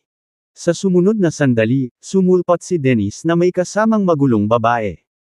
Bro-in-law, ang dating asawa mo ang nanloko kay Nora na lumabas dito para ibigay kay Tiger. Ikaw ang bahala sa kanya, turo ni Mason sa babae. Sino pa kaya kung hindi si Claudia? Ang dati niyang kaakit-akit na mukha ay nabahiran na ng makeup at puno ng takot at gulat. Naiinis na tinignan ni Ricardo si Claudia bago bumaling kay Zack. Mr. Harris, ang babaeng ito ay kasabwat ni Tiger. Kasama siya sa child trafficking at kidnapping. Ibibigay ko siya sa iyo. Tumango si Zack sa kabumaling sa mga sundalong malapit na nagsasabing, ilayo mo siya. Napaiyak si Claudia habang hawak niya ang braso ni Ricardo na nagmamakaawa sa kanya ng isa pang pagkakataon. Ricardo, please give me another chance. I promise na magbabago ako. Wala akong kasalanan. Si Tiger ang nagpilit sa akin na gawin ito, desperadong pakiusap niya. Mahigpit na hinawakan ni Claudia ang braso ni Ricardo, hindi hinayaang kunin siya ng mga sundalo. Siya ay umiyak at sumigaw, ito ay isang sandali ng pagkalito. Talagang babalik ako ng isang bagong dahon. Honey, pwede mo ba akong patawarin minsan? Magpakasal tayong muli, siguradong magiging maganda ang buhay ko kasama ka. Alang-alang sa anak natin, maaari mo ba akong patawarin sa huling pagkakataon? Oo. Noon, kahit anong pagkakamali ko, lagi mo akong pinapatawad. Honey, alam kong mahal mo pa rin ako. Ikaw ang sumisira sa akin at tinatrato ako ng pinakamahusay. Hindi mo kaya tretuhin mo ako ng ganito, hindi mo magagawa sa akin ito. No, wag nila akong mahuli. Waa. Napailing si Ricardo, binitawan ang kamay ni Claudia, at puno ng lamig at lungkot ang kanyang mga mata. Huwag mo nang arestuhin. Kung hindi dahil ikaw ang biological mother ni Nora, gusto kitang patayin gamit ang sarili kong mga kamay. Claudia. Naging mabuti ako sa iyo noon dahil gusto ko, hindi dahil kailangan ko. Pero ngayon, ayoko na. Sa sandaling nahulog ang mga salita, si Claudia ay mas lalong umiyak. Ang kanyang mga mata ay puno ng ayaw at hinanakit habang nakatingin kay Ricardo. Ricardo, napakalupit ng puso mo. Papabayaran kita, walang awa mong hamak. Ipapagawa ko sa iyo ang halaga. Sa gitna ng pagputok ng ayaw na pag-iyak at pagmumura, kinuha si Claudia. Hindi niya maintindihan kung paanong ang kawawang dating desperado at ipinagbili pa ang kanyang bato para iligtas ang kanyang anak ay naging isang hindi matamo na presensya na hindi niya maabot. Personal na pinangunahan ng marangal na punong opisyal ang mga tropa para tulungan siya. Ang tigre, na inakala niyang pinakadakilang tao sa mundo, ay dinurog ni Ricardo ang kanyang imperyo. Dapat sa kanya ang lalaking ito. Nang hapong iyon, dumiretso si Ricardo sa kindergarten at nakita niyang ligtas na si Nora. Isang malaking bigat ang naalis sa kanyang balikat. Sa huli, hindi umalis si Ricardo kasama si Zack. Sa mahigit 40 tao ang nasugatan, hindi niya mailigtas silang lahat ng mag-isa. Kailangan nila ng maraming hemostatic na gamot. Sa Runlins Manor, nakipag-ugnayan siya kay Miranda para kay Zack. Ang departamento ng produksyon ng kanilang kumpanya ay tumatakbo na ngayon sa buong bilis na may mga order na nagkakahalaga ng milyon-milyong kamay. Sa gilid ng pabrika ay isang bagong gawa na Lowe's Golden Wound Medicine na direktang makukuha ni Zack. Samantala, nagkaroon ng malaking kaguluhan sa underground na mundo ng Edoland ngayon. Ang iba't ibang negosyo ng Tiger ay tinangay at hinati ng puwersa ni Mason at Henry. Ang kapangyarihang nangingibabaw sa Edoland sa loob ng mga dekada ay bumagsak sa magdamag. Hindi alam ng mga ordinaryong tao ang eksaktong nangyari. Nabalitaan na lang nila na nakipagkulitan si Tiger sa hindi niya dapat may pangalang, Mr. Willis. Dumating ang gabi. Bumili muna si Ricardo ng bagong telepono para kay Nora at pagkatapos ay sinundo si Miranda pagkatapos ng trabaho. Sa sandaling ito, ang pamilya ng tatlo ay lumabas sa kumpanya. Hey, did I told you? My mom's birthday is next Monday and they want you to come? Wala sa sarili na sabi ni Miranda, nakalimutan kong nabanggit na niya ito kay Ricardo. Sinabi mo sa akin kahapon, sagot ni Ricardo na galit na galit. Tanong ng magandang CEO, so naisip mo na ba kung ano ang kukunin sa nanay ko? Kung ang dati niyang asawang Pepe, hindi mahalaga kung may binili sila o wala. Ngunit ngayon na gusto ni Miranda na gumawa ng magandang impresyon si Ricardo nang formal niyang makilala ang kanyang mga magulang sa unang pagkakataon. Anong gusto ng mama mo? Tanong ni Ricardo bilang ganti. Nag-isip sandali si Miranda at sinabing, gusto ng nanay ko ang jade at gusto rin ng mga limited edition na bag at cosmetics. Hey, medyo uso ang nanay mo, pang-aasar ni Ricardo. Paglabas pa lang ng tatlo sa gate ng kumpanya, may dalawang tao na lumapit sa kanila mula sa unahan. Mr. Willis. Ang dalawa pa ay isang lalaki at isang babae, walang iba kundi sina Orion at Betty. Pareho silang tumingin kay Ricardo na may pananabik sa kanilang mga mata, ngunit tila nag-aalangan ding magsalita. Mr. Moore, Miss Ellis. What's the meaning of you guys blocking me here? Casual na tanong ni Ricardo na nakataas ang isang kilay. Kabanata 78 gustong makipagkasundo. Inumin mo. Hindi masyadong mataas ang tingin ni Ricardo sa 2 taong nasa harapan niya. Sinusukat sila ni Miranda at tinanong, Miss Ellis, ano ang dinadala mo dito? Parehong taga Edoland. Bagamat hindi kaibigan ni Miranda si Betty, kinilala niya ito bilang tagapagmana ng alahas ni Ellis. Ms. Lowe, may maitutulong ba kami? Napangiti si Betty. Well, we were hoping to invite Mr. Willis out for dinner. Posible ba iyon? Tanong ni Orion sa paos na boses. Naging kakaiba ang ekspresyon ni Ricardo sa imbitasyon. Invite mo ako sa dinner. Oo. Taos puso kami tungkol dito at sana ay matanggap mo, paliwanag ni Betty. Makalipas ang 20 minuto, nakarating sila sa isang kakaibang cuisine restaurant. Nagsalin si Orion ng isang baso ng alak kay Ricardo at sinabing, Mr. Willis, natutuwa akong makitang ligtas ka. Napataas ang kilay ni Ricardo sa sinabi niya. What do you mean? Are you threatening me indirectly? Hindi. Hindi yun ang ibig kong sabihin. Paulit-ulit na umiling si Orion bago nagpatuloy na may mapait na ngiti sa labi.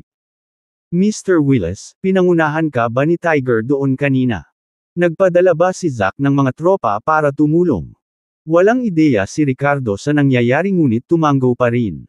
Oo. So what about it?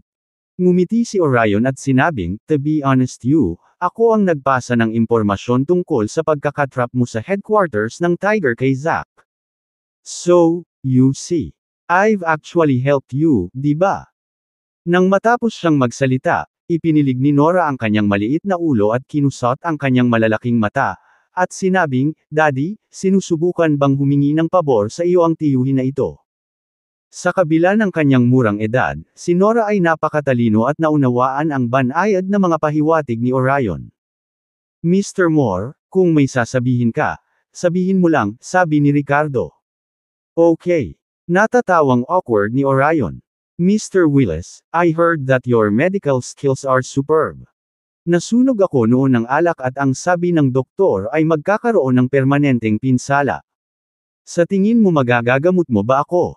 Dumalo siya sa lunch party ngayon partikular para sa layuning ito. Sa nangyari, si Ricardo ay hindi lamang isang natatanging panauhin kundi isang bihasang doktor. Gayunpaman, hindi siya gaanong nagsalita noong tanghalian at maagang umalis. Well, nanatiling walang tiwala si Ricardo. Nang makita ang kanyang maligamgam na tugon, tumahimik si Orion at same time na sinabi, Mr. Willis, alam kong mali ang ginawa ko noon ngunit kung handa kang tulungan ako ngayon, mangyaring pangalanan ang iyong presyo. Ano man ang kailangang gawin sa hinaharap balitaan mo lang ako. Kung tutuusin, mas mabuting magresolba ng mga salungatan kaysa magtanim ng sama ng loob, hindi ba? Tumingin si Ricardo kay Orion at tumango ng may interes. Tama ka. Heto, inumin natin ito at kalimutan na natin ang ating mga hinaing. Nagsalin siya ng isang buong baso ng white wine sa tasa ni Orion. Nagbago ang mukha ni Orion nang makita ang alak sa kanyang tasa. Galit na ekspresyon ang ipinakita ni Betty. Hoy, bakit ka ba nagkakaganito? Gustong makipagkasundo ni Orion, pero masama pa rin ang pakikitungo mo sa kanya. Nasusunog na sa alak ang esophagus niya, tapos binibigyan mo pa rin siya. Hindi siya pinansin ni Ricardo at itinaas ang sariling baso bilang hudyat kay Orion. Tinitigan niya si Orion gamit ang mabituing mga mata, pinagmamasdan ang bawat micro-expression sa mukha niya. Hindi niya ito ginagawa ng walang layunin. Pagkatapos maranasan ang mga tagumpay at kabiguan ng buhay at kalikasan ng tao, hindi naisip ni Ricardo na magpakita ng pinakamataas na puot sa sinumang nauna nang nakipag-away sa kanya. Lalo na yung mga hindi sinsero sa paggawa ng mga pagbabago. Maaari siyang maging mabait ngunit hindi tanga. Gustong makipagkasundo. Siyempre ito ay posible hanggat ito ay tunay. Sinusubukan ni Ricardo si Orion. Kung magpakita siya ng anumang senyales ng pagkamuhi na makikita ni Ricardo, agad niya itong sipain. Betty, tumigil ka nga sa pagsasalita. Kinaweyan ni Orion ang kanyang kamay kay Betty at itinaas ang kanyang baso. Humihingi ako ng paumanhin sa anumang pagkakasala na maaaring naidulot ko kanina. Mr. Willis, kahanga-hanga ang kilos mo sa tanghalian ngayon, at bilang isang sundalo, hindi ako nagpapatalo. Naniniwala ako sa iyong pagkatao, hindi ka hahawak ng isang sama ng loob sa akin. Iinom ako. Sabi ni Orion, sabay clinking glasses with Ricardo before down his drink. Matapos maubos ang alak, mabilis na namula ang mukha ni Orion at bakas ang sakit. Pakiramdam niya ay pinuputol ng kutsilyo ang kanyang lalamunan at esophagus, nahihirapan siyang huminga. Napansin ito ni Betty at naging balisa, Orion, okay ka lang. Inubos din ni Ricardo ang inumin bago inabot si Orion. Sa kabila ng sakit na hindi mapigil ang pagkibot niya sa mukha, inabot pa rin ni Orion ang kamay para makipagkamay kay Ricardo. Mr. Moore, pahahalagahan ko. Masiglang tugon ni Ricardo. Gustong ngumiti ni Orion ng mapait ngunit biglang nanlaki ang mga mata. Naramdaman niya ang init na damaloy sa kanya mula sa kanyang kanang palad na nag-ayos ng lahat ng kanyang mga sugat kabilang ang nasusunog na sensasyon sa lalamunan na ito na ngayon ay nakaramdam ng init sa halip na init. Maraming salamat Mr. Willis. Makalipas ang 1 minuto pagkatapos makaramdam ng kasiglahan, nagsalita si Orion ng may pananabik habang nagpapasalamat kay Ricardo. Nawala ang sakit sa mukha niya, at hindi na namamaos ang boses niya. Cheers! Itinaas ni Ricardo ang kanyang baso sa kanyang sarili at kay Orion, muling nagpuno ng kanilang inumin. Cheers! Inubos ni Orion ang kanyang inumin sa isang lagok bago tuwang-tuwa na pinunasan ang kanyang bibig. Masarap na alak. Orion, ikaw ba? Mas maganda na ba ang pakiramdam mo? Tanong ni Betty na nanlalaki ang mga mata na mukhang nalilito. Dahil sa pagsisikap ni na Orion at Betty na maging malapit at gumaan ang mood, naging maayos ang hapunan. Nakipagkaibigan pa si Nora sa dalawa. Pagkatapos nating kumain, may plano ka ba sa asawa mo? Tanong ni Orion kay Ricardo sa pagitan ng mga belches mula sa lahat ng pag-inom niya. Hindi naman. Naisip ko na baka pumunta ako sa isang jade shop para sa biyenan ko, nakangiting sagot ni Ricardo. Nang marinig ito, parehong nagliwanag ang mga mata ni na Orion at Betty. Bakit pumunta sa isang jade shop? My family deals in jade and we just received a shipment of rose stones at the gambling den tonight. If you're interested, I'll treat you to some stone gambling, masiglang mungkahi ni Betty. Kung makakahanap tayo ng magandang material, makakagawa tayo ng sarili nating jade na alahas para kay auntie. Hindi ba mas makabuluhan iyon? Dagdag niya. 8:00 ng gabi nang dumating ang grupo sa gambling den ni Betty kung saan kaka-deliver lang ng batch ng jade. May nakatayong nasa katanghaliang gulang na lalaki na nakikipagpalitan ng kung ano sa isang binata. Tay, nandito na ang mga hilaw na bato. Perfect timing. Dinala ko ang mga kaibigan ko para maglaro. Binati ni Betty ang kanyang ama na si Anton Ellis na siya ring CEO ng Ellis Jewelry Group. Ang batch ng mga hilaw na materyales na ito ay sinabi na kamakailang natuklasan sa isang mayamang ugat sa bansang Mocklington na may mataas na pagkakataon na makagawa ng berdeng jade. Dahil dito, ito ay dumating sa isang napakataas na tag ng presyo na umaabot sa mahigit $80 milyong.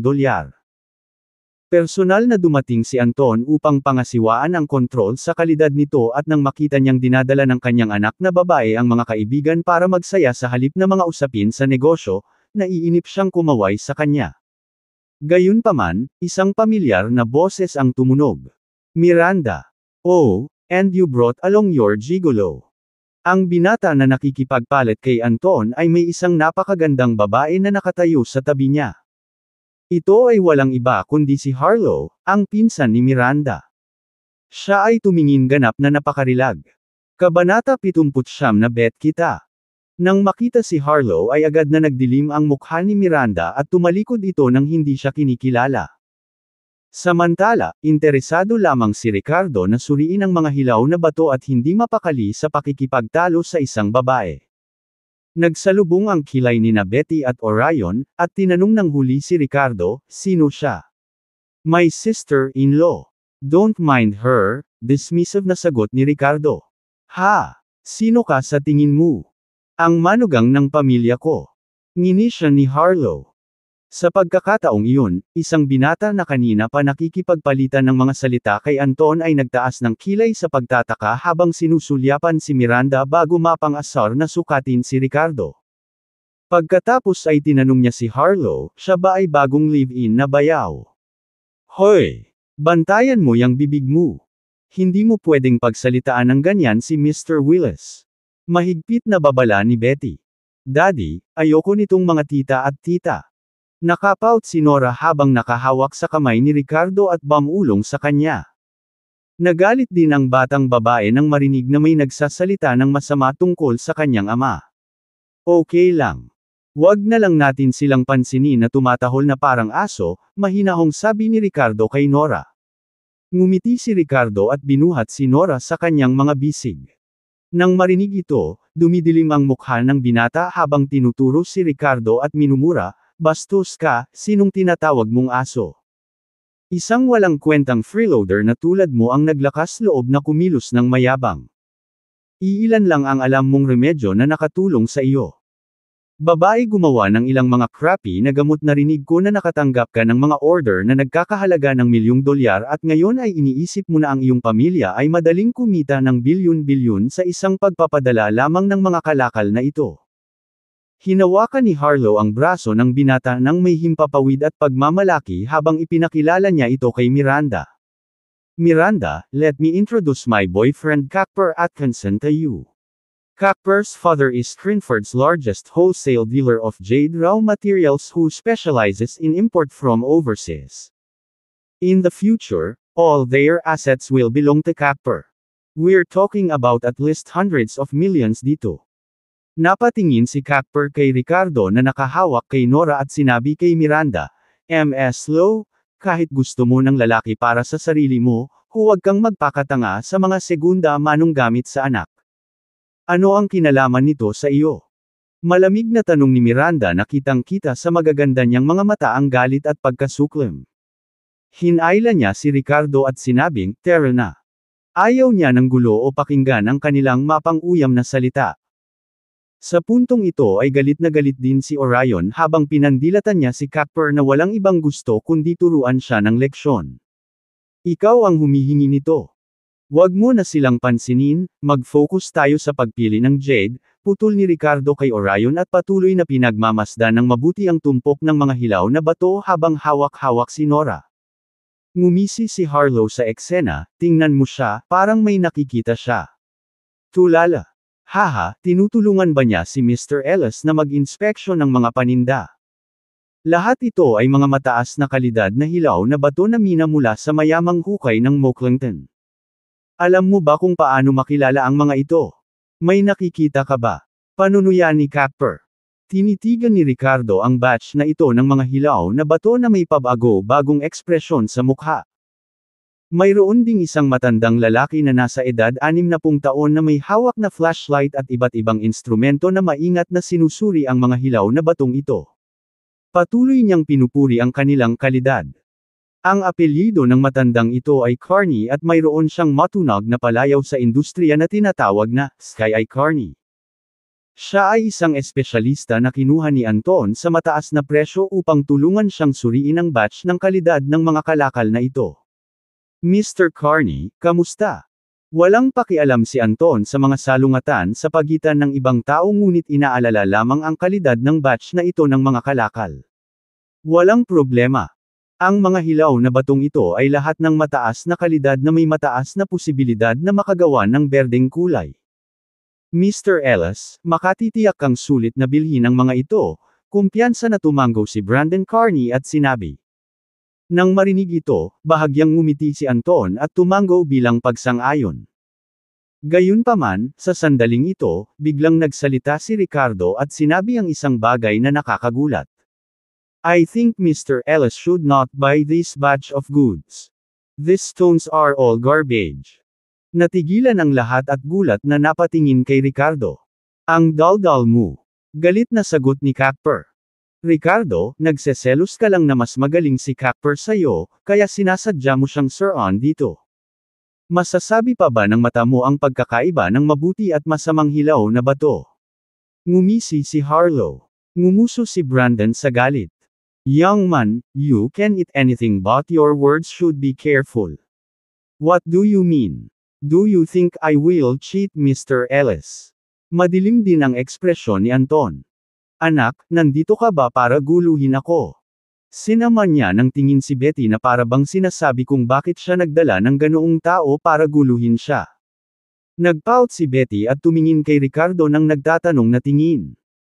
Ricardo, anong ginagawa mo? Maging si Miranda ay mukhang naguguluhan. Mr. Ellis, nagbayad ka na ba?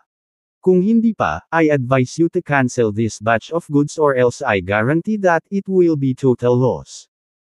Hindi pinansin ni Ricardo ang mga reaksyon ng lahat at nagpatuloy sa pagsasalita ng may kumpiyansa. Ha! Sa tingin mo alam mo ang lahat dahil lang sa may kaunting pakulo ka. Nakapaghiwa ka na ba ng bato dati? Imulat mo ang iyong mga mata at tingnan mo, lahat ito ay mga top quality na materyales. Hindi mo alam kahit ano at maglakas loob kang magsalita ng walang kaparirikan dito. Malakas na panunuya ni Harlow. What's wrong? Gusto mo bang gantihan kita sa sinabi ko kanina? Sa tingin mo ba talaga may maniniwala sa'yo? Kinumpirma na ni Mr. Carney na flawless ang batch na ito, high green ang laman. Are your eyes better than his? Malamig na ngumisi si Cacper. Betty, isama mo ang tinatawag mong kaibigan at maglaro ka sa ibang lugar. Sa puntong ito, mahigpit na pinagalitan ni Anton ang kanyang anak. Nagkibit balikat si Ricardo nang makita ang sitwasyon. Sapat na ang sinabi ko. Kung hindi ka naniniwala sa akin, ito ay iyong kawalan. Nilingan niya si Miranda at sinabing, Honey, let's go. Nagsasayang kami ng oras dito. Kailangang panagutin ng mga kabataan ang mga sinasabi nila. Matagal ka ng kalokohan dito tapos ngayon gusto mo nang umalis. Bumantong hininga si Brandon habang hinaharangan si Ricardo sa kanyang harapan at galit na nagtanong, sabi mo lahat ng materyales na ito ay basura. Nang ahas ka bang tumaya? Paano tayo tumaya? Mahinahong tanong ni Ricardo. Itinuro ni Brandon ang isang hindi pinutol na bato, sinabi mo na kahit ang isang ito ay basura rin tama. Pagkatapos ay buksan natin ito at tingnan natin. Sa kalidad ng magaspang na batong ito lamang, ito ay kukuha ng hindi bababa sa $1,000,000 sa auction. Kaya, kung ito ay magiging berde, babayaran mo ako ng $1,000,000, ngunit kung ito ay nabigo, ako ay kukuha ng panganib at ibabalik sa iyo ang parehong halaga. Paano iyon? Ang magaspang na bato ay halos 1 metro kwadrado at may mahusay na kalidad. Ang ibabaw ay isang malalim na berde na may malinaw na mga pattern na kumikinang kapag naiilawan. Ang ganitong uri ng bato ay may halos 100% pagkakataong makagawa ng mataas na kalidad na Imperial Green Jade. Ang lahat ay nakasalalay sa kung ito ay makakagawa ng pinakamahusay na kalidad o hindi. Tiwala si Brandon na kaya niyang ipahiya si Ricardo sa pamamagitan ng pagpapatikim sa kanya ng sarili niyang gamot sa pagiging mayabang. Ngunit paano kung ang batang ito ay walang lakas ng loob na sumugal? Gayunpaman, nang matapos magsalita si Brandon, nakita niya ang isang masamang ngiti sa mukha ni Ricardo. Sige, tataya ako sayo. Kabanata 80 ang bato na dalawang mukha. Nang marinig ang masiglang tugon ni Ricardo, natigilan si Brandon saglit bago ngumisi, bata, parang wala kang alam. Huwag ka nang umarte. Kung aaminin mo na kalokohan ka lang at humingi ka ng tawad sa akin. Hindi kita pahihirapan. Idiot. Halatang magiging berde ang material na ito. Isang walang kwentang basura na walang alam ang nang-ahas na hamanin si Mr. Carney. Malamig na tawa ni Harlow. Sa tingin mo ba Iski ay Carney lang ang binigay sa kanya? Kahit yung mga may konting common sense alam na sure bet ang material na ito. Nakakatakot talaga ang kamangmangan. Haha. Tumawa din si Cacper. At umiling. Common sense isn't always the truth. Not only this stone but any of the rough stones in this batch, I'm willing to bet na lahat sila ay basura. Sabi ni Ricardo sa malalim na boses na may hindi natitinag na kumpiyansa. Napatingin si Miranda kay Ricardo. Natitiyak niyang magiging berde rin ang magaspang na batong ito ngunit hindi niya sinubukang hikayatin kung hindi dahil nasaksihan na niya ang kanyang mahimalang kakayahan noon. Gayunpaman, si Betty ay nakaramdam ng kaba para kay Ricardo at yumuko upang payuhan siya, Mr. Willis, ang magaspang na batong ito ay tiyak na hindi magwawakas. Cut from it. Hindi ba nakakagalit yun? Oo Mr. Wills, Hindi na kailangan, bulong ni Orion. Ito ay hindi dahil hindi sila naniniwala sa Ricardo. Ito ay dahil lamang sa ang kalidad ng magaspang na bato ay mukhang masyadong maganda. Sa sandaling ito, biglang naisip ni Harlow ang isang bagay at nginisyan, "Oh yeah, ang iyong gintong paghuhukay na asno ay maaaring magkaroon ng 1,000,000. Huwag subukang mag-whistle out kung ikaw ay natalo." Sa kanyang mga mata, si Ricardo ay isa lamang tope na asawa ni Miranda. May hawak siyang $1,000,000. Kahit na ang Lowe's Pharmaceutical ay biglang tumanggap ng mga order na nagkakahalaga ng milyon-milyong dolyar, wala silang ibibigay kay Ricardo. Kahit si Miranda ay hindi makuha ang kanyang mga kamay sa milyon-milyong iyon. Nakumpleto lang niya ang mga layunin ni Victoria. Kung tutuusin, kay Victoria pa rin ang chairman ng pharmaceutical company. "You don't have to worry about that. I can come up with $1,000,000, walang ekspresyon na sabi ni Ricardo. "Oh wow! Nagbubunga talaga ang iyong munting puppet act ha. Araw-araw ka bang umiinom ng tubig na panghugas ng paa at masayang pinaglilingkuran ang pinsan ko?" Tinuya at ininsulto siya ni Harlow. "Harlow! Tama na." Bahagyang namula si Miranda at galit na sinaway si Harlow habang mas nagiging offensive siya sa pagsasalita. Ang ilang mga tao ay hindi makahanap ng isang mabuting tao ngunit kumilos pa rin ng mataas at makapangyarihan at tumatangging magpakasal sa mayayamang pamilya. Nakikita nila ang kanilang sarili na isang gigolo ngunit hindi hinahayaan ang sinuman na magsalita tungkol dito. "Narito ang aking kasintahan. Sabihin ang kahit ano gusto mo." Sarkastikong sabi ni Harlow sabay yakap sa braso ni Cacper. Siya ay talagang kaedad ni Miranda. Kalahating taon lang ang pagitan. Si Harlow ay palaging natatabunan ni Miranda mula pa noong bata pa sila. Si Miranda ang laging sentro ng atensyon sa paaralan, at kahit matalino at maganda si Harlow, hinding-hindi siya makakalaban sa kasikatan ni Miranda. Sa kanilang paglaki, ang kakayahan ni Miranda na pamahalaan ang negosyo ng kanyang pamilya ay higit na nalampasan ni Harlow, na nagdulot lamang ng kanyang selos sa kanya. Ngunit pagdating sa paghahanap ng isang lalaki, sa wakas ay naramdaman ni Harlow na mayroon siyang isa kay Miranda. Naniniwala siya na ang kanyang kasintahan ay mas mahusay kaysa kay Ricardo sa lahat ng paraan na posible at hindi makapaghintay na magpakita sa harap ni Miranda. Pasimpleng natawa si Miranda sa ipinakitang pagmamayabang ni Harlow. Alam niya na maraming mayayamang manliligaw ang nag-aagawan para sa kanyang atensyon na mas kahanga-hanga kaysa kay Cacper o sinumang lalaki na maaaring dalhin ni Harlow. Habang pinagmamasdan nila ang paglalagay ng bato sa cutting machine ng mga tauhan ni Anton, nakumbinsi si Ricardo na ito ay walang iba kundi basura. Gayunpaman, dahil si Anton ay hindi nagbabayad para dito, nagpasya siyang hayaan silang magsaya. "So paano mo gustong putulin natin ito?" Tanong ng Master Cutter sa kanilang dalawa. "Gupitan mula sa linyang ito at dahan daw ang pakinisin," sabi ni Brandon, gamit ang isang chalk upang gumuhit sa bato.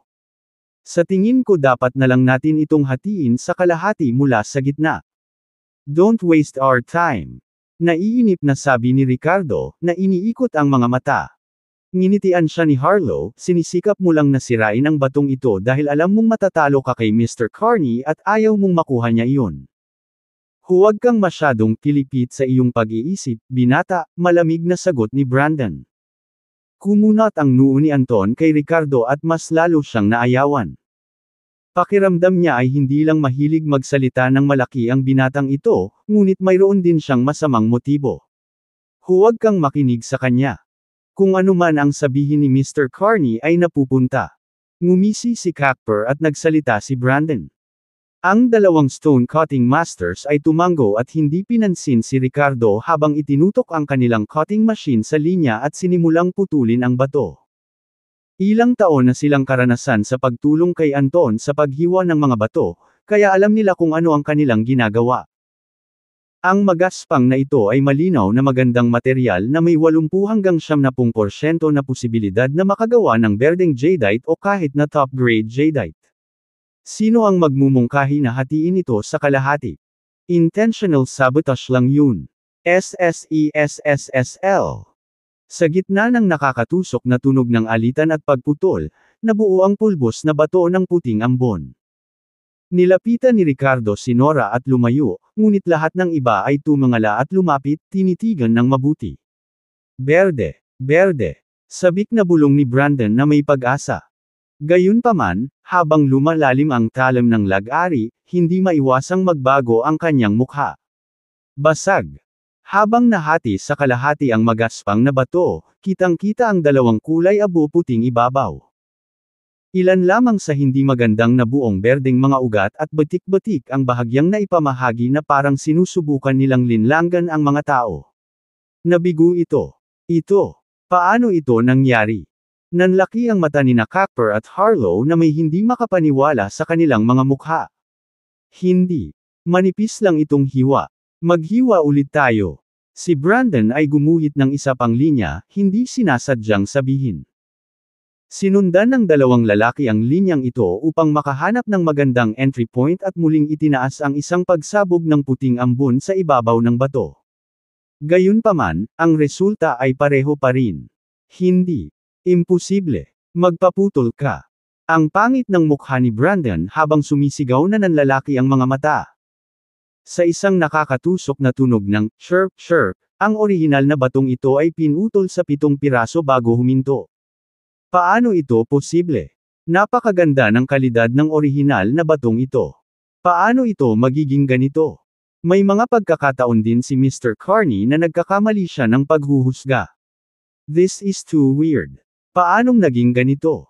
Sa loob ay alinman sa gray-white cut surface o ilang magulong berdeng marka na mukhang ganap na naiiba mula sa kristal na malinaw na panlabas. Ang orihinal na batong ito ay tunay na mailalarawan bilang may dalawang mukha. Hehe, sabi ko na ang mga batch ng mga orihinal na bato na ito ay mukhang maganda ngunit talagang lahat ay basura. Kahit isang kumpletong jade ay hindi maaaring ukit. Sa karamihan, maaari kang gumawa ng isang mababang kalidad na iba't ibang jade fingering na mukhang isang bagay mula sa isang kalye. Nagbebenta ng $2. Sa pagkakataong ito, walang pakialam na sabi ni Ricardo. Sa sandaling tumahimik ang kanyang mga salita, biglang nagbago ang mukha ni Anton. Sumulyap siya kay Cooper at saka naguguluhang tinanong si Brandon, Mr. Carney, what exactly is going on?